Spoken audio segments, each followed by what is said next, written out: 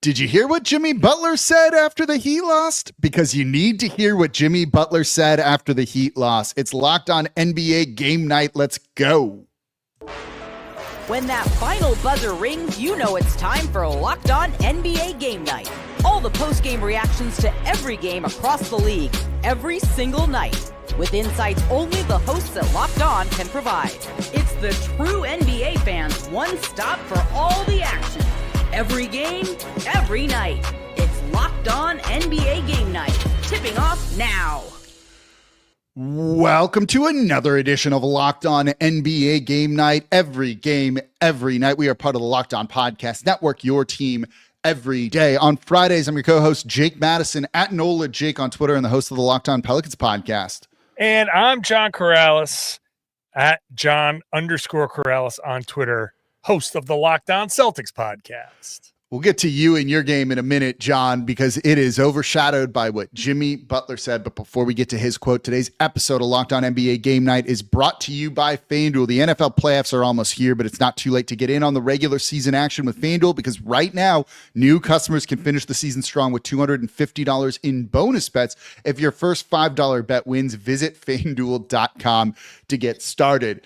So the Miami Heat lose in pretty bad fashion, 128-115 to the Indiana Pacers. And then after the game, Jimmy Butler drops a bomb. Quote, "I want to see me getting my joy back playing basketball. Wherever that may be, we'll find out here pretty soon. I'm happy here off the court, but want to be back to somewhat dominant. I want to hoop, and I want to help this team win. And right now, I'm not doing it." End quote. And then when he was asked, can he get his joy back on the court with the Miami Heat, Jimmy Butler said, quote, "Probably not." Oh, goodness. Hold on. Before anything, we got to kick it over to the Locked On Heat podcast for their take on this one.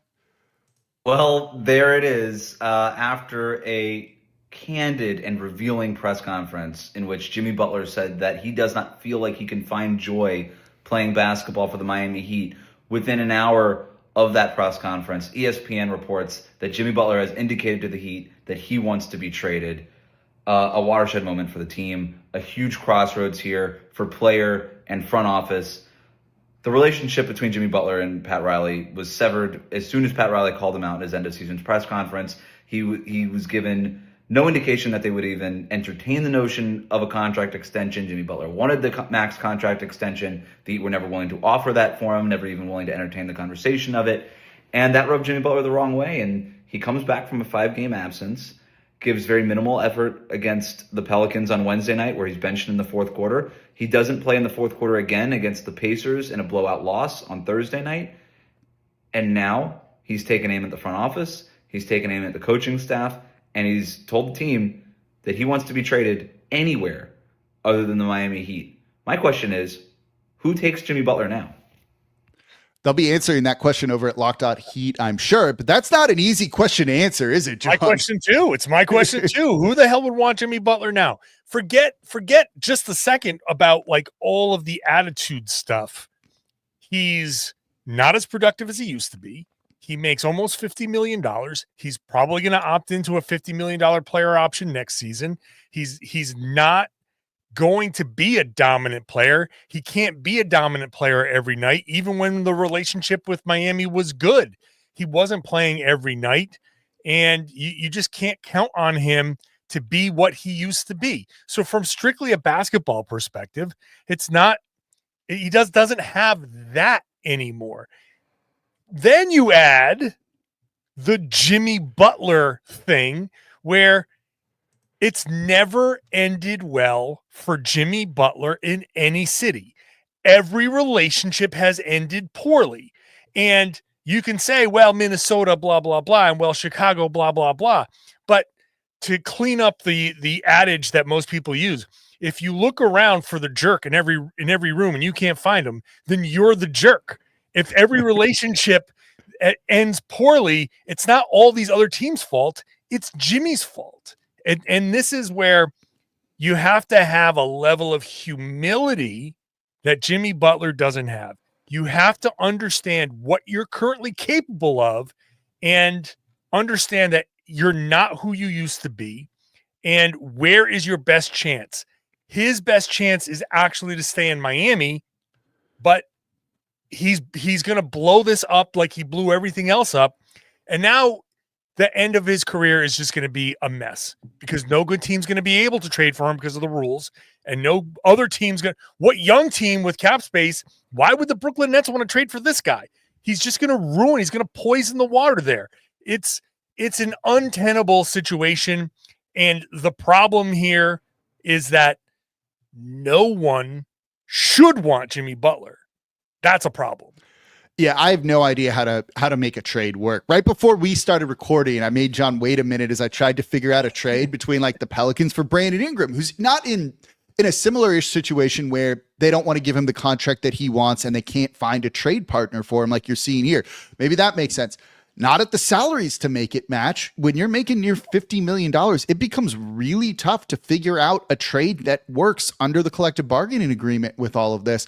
Like, you said it's untenable, but they might need to figure out a way to make this work in some capacity because I don't know how this is going to get resolved. Jimmy Butler had 9 points in this game. He was minus 27. He again, benched in the fourth quarter against the lowly Pelicans and is just giving like no effort at all right now. He's trying to make this as ugly as possible, thinking that'll force him out of there. It's not that I'm sure they want to trade him. It's just the logistics of it are very difficult. Where's his agent? Where are the people? Every player needs somebody in his life to be like, hey, listen, buddy, like, here's the situation. Somebody needs to be honest with some, like a consigliere, like the guy, the mob boss can count on and be like, give it to me straight, and no one has given it to him straight. Cause you cannot, this is a playbook from 4 years ago. This is not a playbook for 2024 second apron era basketball. You cannot be this disruptive. The only thing that's going to happen here is Miami's just going to send him home and be like, get away from us. We'll pay you to not be around the team, and we'll try to work a trade.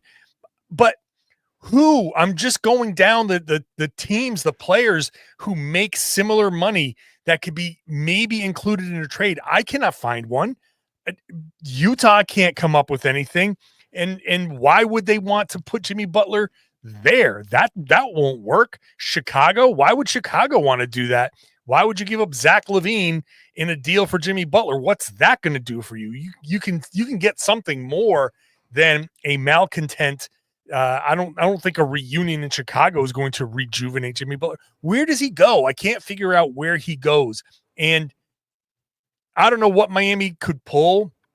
Maybe they find something somewhere, but I just cannot see a situation anywhere that works. And that's give us your trade ideas in the comments down below here on YouTube, because we need some help. And look, the Miami Heat probably need some help trying to figure this out as well, because I have no idea how they kind of sort this out, make this work. It is a interesting situation to say the very least. Let's not forget that the Indiana Pacers also won this game behind a good game from Tyrese Halliburton, by the way. So let's kick it over to the Locked On Pacers podcast.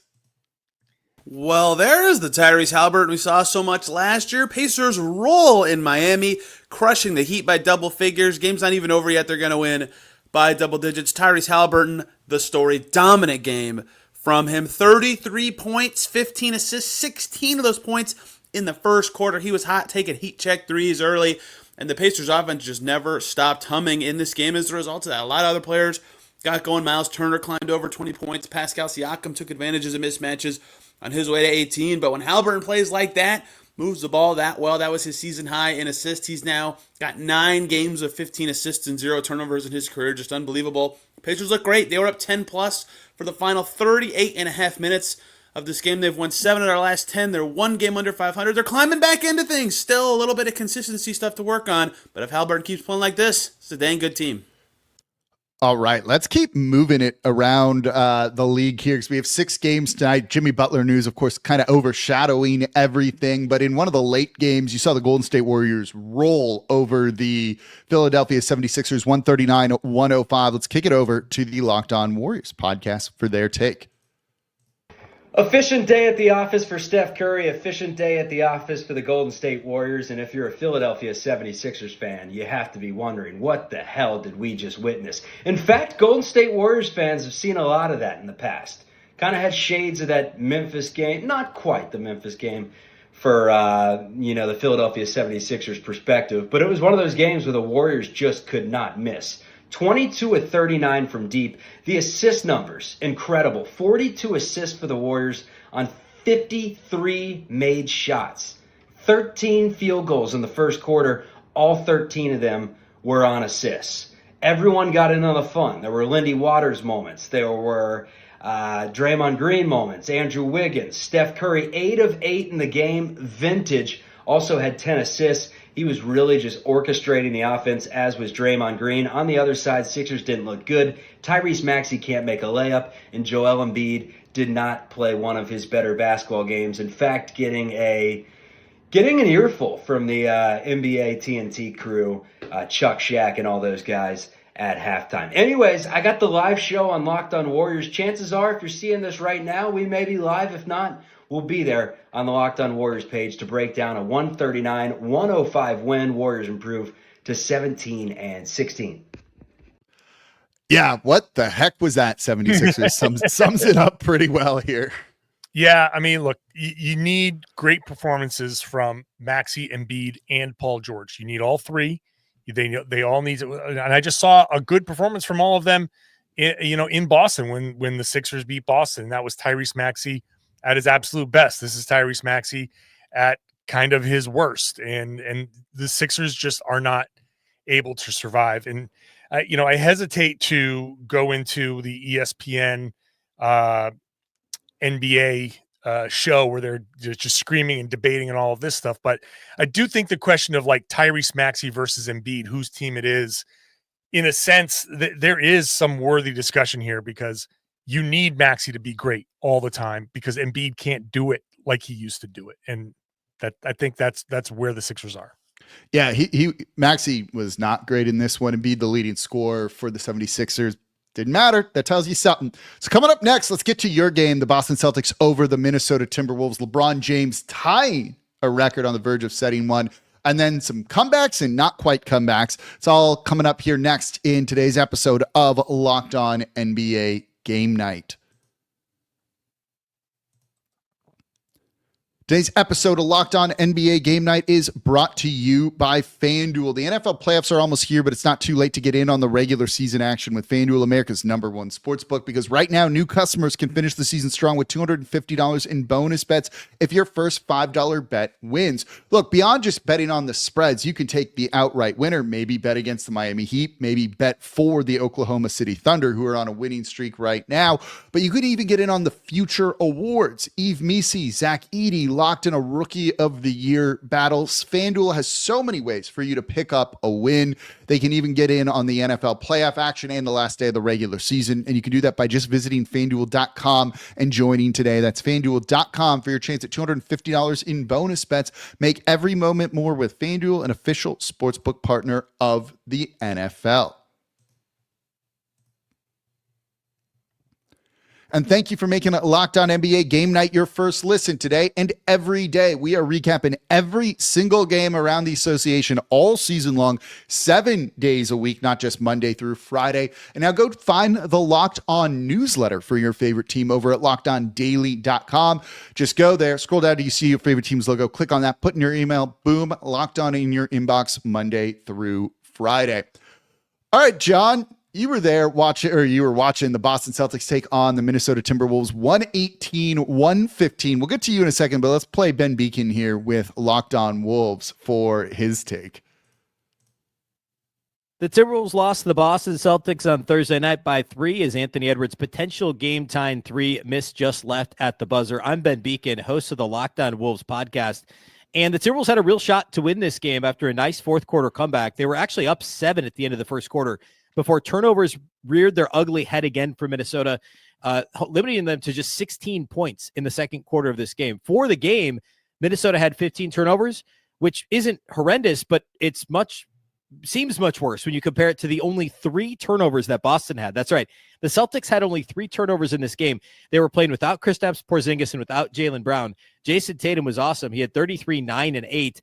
Anthony Edwards had only 15 points on 16 shots for the Wolves. He did have 6 assists. Julius Randle was the best player on the floor for Minnesota, had 27, 8, and 7. It was all about the turnovers, all about the three-point attempts. Minnesota came up just short. We're going to break the whole thing down over at Locked On Wolves. All right, John, give us a Celtics perspective on this one. Yeah, I think Ben's on it with the turnovers here because the Timberwolves played a game where they should have won. They should have won this game. They were 21 of 39 from 3, 54% shooting from 3, 20 of 22 from the line. That is just outrageous kind of shooting, but they turned the ball over officially 16 times for 22 points, and the Celtics put up 92 shots to Minnesota's 74. And that's where the Celtics kind of made up the difference. And they protected the ball, giving up only 4 points off of turnovers. Jason Tatum was great, 33 points, 9 assists, 8 rebounds. He controlled a lot of the game. Derek White in the fourth quarter was amazing. The second quarter, from a Boston perspective, was gorgeous basketball, hanging in the Louvre. They got great contributions from Sam Hauser, Nemish Keita, like just guys off the bench because they didn't have Jaylen Brown. They didn't have Kristaps Porzingis. So they needed to go deep into the bench, and they got some big-time contributions from these other guys. But in the fourth quarter, it was Derek White who scored 13 points in the fourth quarter to kind of close the deal, banked in a three-pointer, and really Tatum playing Rudy Gobert off the floor. Gobert did not play in the fourth quarter because Tatum targeted him over and over and over and over again and just played him off the floor. It's the classic, like whenever you criticize Rudy Gobert, this is exactly the kind of game that you're talking about. So it was incredible performance from the Celtics. I think it's Boston's best win of the season, and overcoming a game where Anthony Edwards did not shoot well. The Celtics defended him incredibly well, and threw some double teams at him and all that stuff, and very much frustrated him. Yeah, what did he say after the game about that? Yeah, so in a world, very much frustrated him. I think that is safe to say. he's lucky that Jimmy Butler said what he said, because if it wasn't for that, everybody would be talking, and people still should be talking about what Anthony Edwards said. So in the third quarter, Minnesota outscores Boston 34-29. Edwards doesn't score, but has 5 assists in the third quarter. So he was asked, is this kind of like the way forward? And he said that, quote, "That was a good brand of basketball, but it's not how I want to play. I mean, I'm only 23. I don't want to just be passing the ball all night. But the way they guarded me, I think I had to." And then it was followed up by, he was asked, how tough is it? And he said, how hard was it? And he said, super hard, super hard, super hard, super hard, 4 times, super hard. I mean, because I'm wired to score the ball. I don't know if their plan was like mentally take him out because they didn't completely take me out of the game, but it definitely frustrates me a little bit. So that's Anthony Edwards saying it's Minnesota, not Minnesota. It's me, M-E, Minnesota. And it's, look, he's only 23. Stunning lack of maturity. But this is a classic case of I want to win my way. Very, like a lot of the young players in the league, they come in and they say, yeah, of course I want to win, but I want to win doing my thing. And he's very much in the I want to win doing my thing. And as long as he has this attitude, Minnesota's not going to go anywhere. They're going to flame out in the playoffs, because what you need is what Jason Tatum has become, a ball distributor, and even Jaylen Brown, who was out tonight, but when, he's had these games too. All of these star players, when they win championships, they realize I can't do it myself. You got to use my gravity to make my teammates better. And that's not where Edwards is. And he's not even close. Look, and he had good performances from his teammates. You had Julius Randle with 27 in this one, the leading scorer for them. Naz Reid kind of getting back to the 6th man of the year form, 20 points off the bench. Dante DiVincenzo is finding his shot again. They're going to start looking, in theory, they start looking better than they have throughout the season and after the Karl Anthony Towns trade. But if he's like, no, it's got to be me, like, it's not going to matter. No. And this is the thing that he has to learn. The number one lesson he has to learn. He's complaining about double teams and the way he was defended. The number one way to eliminate the double teams is to pass and get your teammates open shots. The more you do that, eventually the fewer double teams you are going to face, because teams may sit there and say, well, we don't want Anthony Edwards to kill us, but Jaden McDaniels, 4 of 8 from 3. Naz Reid, 4 of 5 from 3. Julius Randle, 5 of 7 from 3. Getting those guys the open shots when somebody helps off of one of them, that's the number one way to shake those double teams, because you're not going to send the help as quickly. He has to learn that lesson and be a willing passer and not be frustrated by it. Understand that a few games here and there in the regular season where, yeah, okay, today I'm a passer. I wish I scored 30. I'm going to have to score 20 or 15, but 10 assists, 12 assists, that's going to open things up down the road when teams are like, oh, you can't really help. You can't really double him because he's going to pick you apart. Well, this is why we had you on the show. We got you on a game night here. I'm pumped. That's why we needed very you. Rare game night appearance for me. I know. We needed this one here. All right, let's move on to the Lakers beating the Portland Trailblazers 114-106. Let's go over to Locked On Lakers for their take. Kamenetsky co-hosts the Locked On Lakers podcast, and the Lakers get a 114-106 win over the Blazers in LA. The game was bookended with some sloppiness for the Lakers, but the middle part was very dominated, and they managed to make things happen when they really needed to down the stretch. LeBron James, 38 points, 15 of 25 from the field, 7 of 10 from behind the arc, plus 8 assists.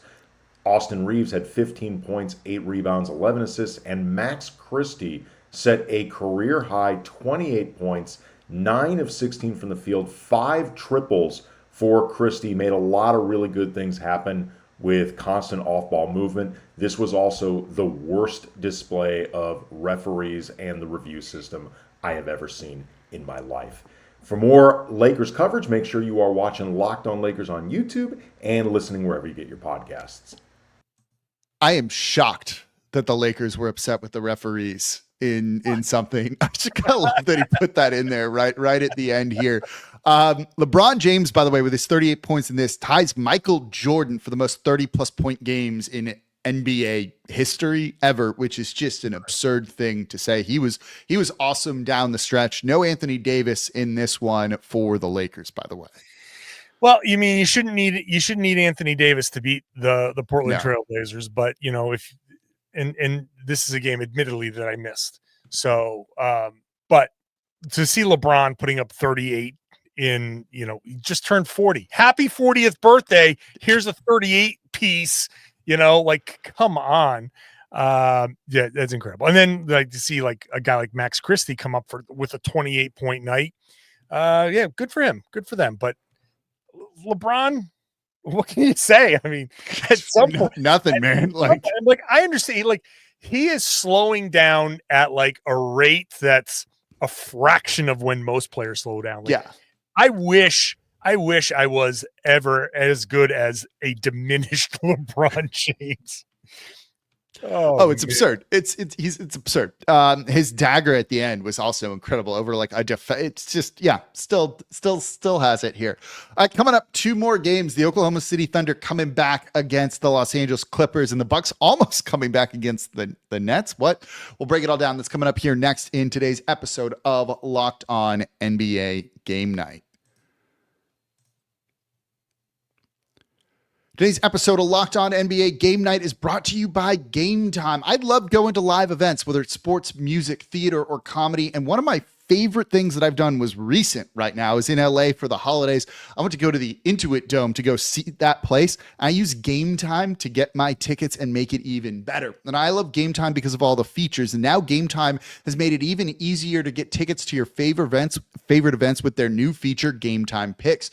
This feature filters out the fluff to show you only incredible deals on great seats, so you don't have to waste time searching through thousands of tickets. I'd never been to the Intuit Dome. It's brand new. No one's really been to it yet. What I loved about Game Time was you can also get the panoramic view from your seat in the app before you buy. So I got the exact seats that I wanted for my trip over there. So take the guesswork out of buying tickets with Game Time. Download the Game Time app, create an account, and use code LOCKEDONNBA for $20 off your first purchase. Terms apply. Again, create an account, redeem code LOCKEDONNBA for $20 off. Download Game Time today. What time is it? Game Time. And thank you for making a Locked On NBA game night, every night, your first listen today and every day. I'm probably making Locked On Heat my second listen today, just given what we talked about in there. We got Locked On Heat, though. We got Locked On Timberwolves, Locked On Pelicans, Locked On Celtics. There is a Locked On for every one of your favorite teams, whether it's NBA or other sports as well. Make them your second listen today. Part of the Locked On Podcast Network, your team every day. So 2 more games to touch on in tonight's action around the association. That's the Oklahoma City Thunder beating the Los Angeles Clippers 116-98. Thunder down, 16 points early in this one, and then just came storming back in the third quarter here, winning that one 42-20. And that was about it. Thunder still remain pretty good, John. The Thunder are a good team, Jake. That's my expert analysis at 28-5. They're good. Again, I'll make my same joke this week. They're so good that they can lose a game and be on a 13-game winning streak. Yeah, 13-game winning streak here. Shai Gilgeous-Alexander with 29 points in this one. But I want to ask you this. Let's play a little real or fake here because I like this one here. Isaiah Hartenstein was the best offseason acquisition in the NBA. It got to be real. It's got to be real. It has to be. Okay, so for 2 reasons, I think it's real because obviously he's performing well, but it's also real because I know what you're going to say. They didn't anticipate that Chet Holmgren was going to miss all this time. So it's and maybe in the back of their head they had like insurance because he'd already missed the full year, and he is slight of frame. So there is the potential for a guy that size, that slight, to maybe hurt himself. And here we are. So to have Hartenstein come in and fill that role, they are 17-1 without Chet. Yeah, I believe so. That is amazing. That is an amazing stat. This is one of those like charmed kind of seasons where you're like, oh my God, we lost Chet. Oh yeah, we've just got this dude that we picked up, and we're gonna lose. No big deal. Like 17-1 without him. That they are an incredibly well constructed team. There's a reason why in all of these surveys, the Oklahoma City front office is seen as the best front office.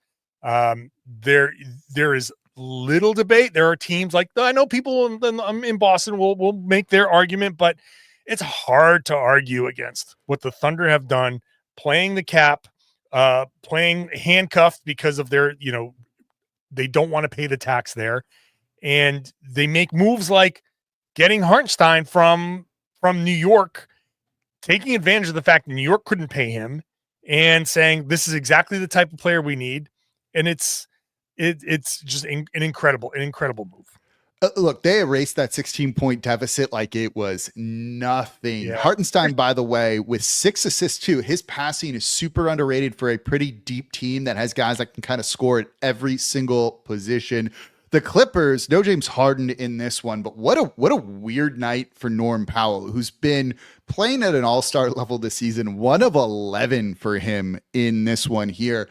The Clippers defense is really good, but I do worry about their offense at times. And OKC has one of the best defenses in the league, so I don't know if we want to really look at this one too much, but that lack of offense feels like it's going to come back and hurt the Clippers at some point, and I think they've been overperforming a little bit this year. Well, I think you can look at this Norm Powell night and be like, well, there's a tiny bit of water finding its level.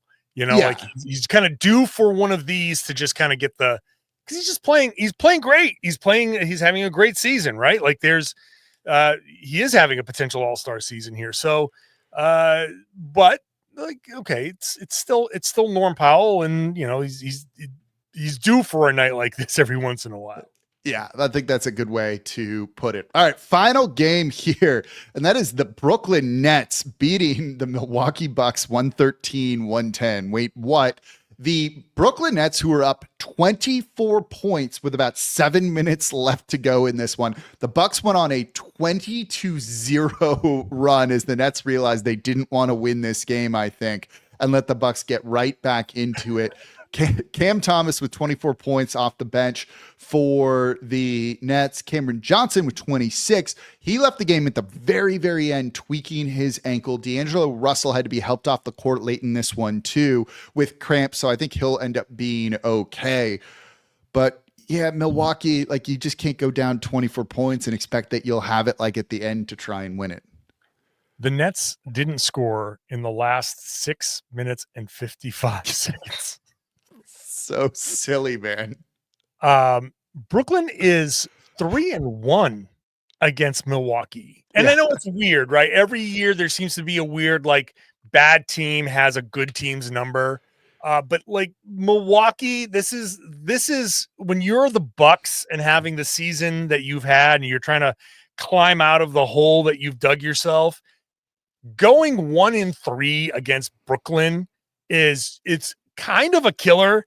It's kind of like all of the things that you have done so well, and all of the things we're back and we're doing no, you're 1-3 against Brooklyn. Those are gimmies. That's with all of we're finding ourselves. You're supposed to go 3-1. Like we'll give Brooklyn one kind of weird game. To lose 3, and I know like the last time, in fact, it was the last time we did the show, they lost to Brooklyn because they didn't have Giannis and Dame. Yep. Okay, that's the weird one. That makes perfect sense. One. But to lose this one when the Nets are like, oh crap, like you said, oh crap. They were like, we don't want it. They even tried to give it to give it to the Bucks right at the very end. The Bucks missed a 3. The Nets got the ball and then stepped out of bounds on the rebound, gave the Bucks the ball back with 0.6 seconds left. They missed it, didn't end up happening. But the Nets were like, oh man, we just secured the game winning rebound. We don't want this. Here, take the ball and we'll give you another chance at it. And they still couldn't do it. Not a great shooting night for Milwaukee. They were 11 for 37, so under 30% from 3. Giannis with 27, 13, and 7.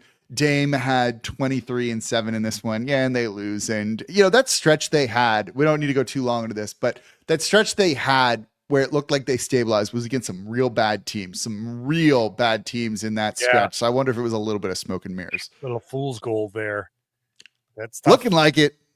At least if you lose this one. So there you go. 6 games in the association. We covered them all here, including some incredible comments from Jimmy Butler. John, the show is over. It's probably not. It's probably here. We did it. On Fridays, I'm your usual co-host, Jake Madison, at NOLA Jake on Twitter, and the host of the Locked On Pelicans podcast. And I'm just trying to find my joy in podcasting. I'm John Karalis, host of the Locked On Celtics podcast. You find me on Twitter at John_Karalis. We appreciate y'all listening to Locked On NBA Game Night. Every game, every night. The show, we're not, but the show is back tomorrow. No rest on the weekends here on the Locked On NBA Game Night podcast, part of the Locked On Podcast Network, your team every day.